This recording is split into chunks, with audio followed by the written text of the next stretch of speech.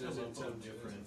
Sorry, that's okay. Aleppo different from the Yazidis who were on Mount Sinjar, from the Libyans who Gaddafi said he was going to hunt down like rats?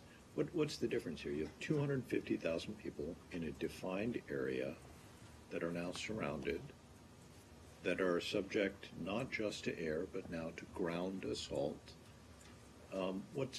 Why did the United States deem it to be in the U.S. national interest to intervene in those other circumstances, but not in this circumstance? Well, first of all, I don't want to necessarily get in the habit of comparing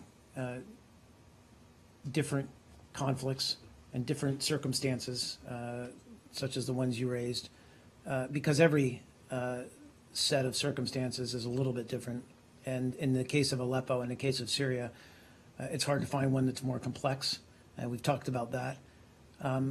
But also the fact that, really until the past few weeks, we felt like we were on a firm path towards a possible diplomatic resolution to this. We still believe that's possible. As I said, we haven't given up on that process, but that's where we still are in terms of our approach. Now, that doesn't mean we're not mindful. I don't know how anyone could not be of the tremendous humanitarian suffering that's going on right now in Aleppo. And that's why we're working so hard to ramp up our assistance, but also to gain access for humanitarian convoys.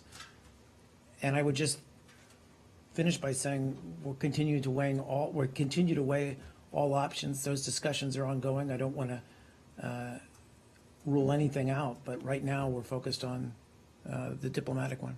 When you say you don't want to, I'm sorry, last one from me. Yeah, when please. You say you don't want to rule anything out, Secretary Powell once stood at that exact podium and said in early 2003, the time for diplomacy is over.